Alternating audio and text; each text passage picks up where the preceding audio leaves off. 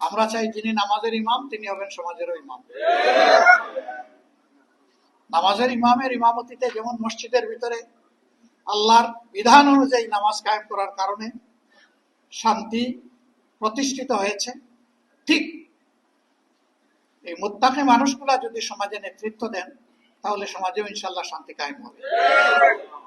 যে মানুষগুলা শুধুমাত্র আল্লাহকে ভয় করে চলবে, জীবনের প্রত্যেকটি ব্যাপারে অধীনস্থ এবং সহকর্মীদের ব্যাপারে ভীত সন্ত্রস্ত থাকবে। আমাকে হুঁশিয়ার করে দেওয়া হয়েছে, কুল্লুকুম রাঈন ওয়া কুল্লুকুম মাসউলুন আন রাইয়াতি আন রাঈ,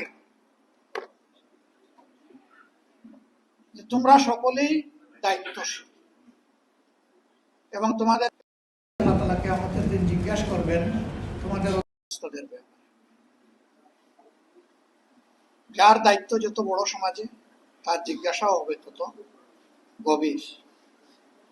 এই ভয় যখন একজন মানুষের অন্তরে থাকবে, একজন ওয়ার্ড মেম্বার থেকে শুরু করে পার্লামেন্ট মেম্বার পর্যন্ত, এই চরিত্রের মানুষ যদি দেশের নেতৃত্বে আসেন তাহলে আলহামদুলিল্লাহ আমরা যে মানবিক সমাজ আশা করি সেই সমাজ প্রতিষ্ঠিত হওয়া সম্ভব।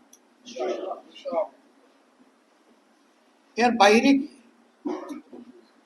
জ্ঞান বিজ্ঞান দুনিয়াবী যোগ্যতায় পারদর্শী দক্ষ লোকেরা সমাজ পরিচালনা করলে এবং তাদের অন্তরে সেই জবাবদিহির ভয় না থাকলে কি হয় তা তো আমরা দেখছি, নতুন করে তো দেখার কিছু নেই।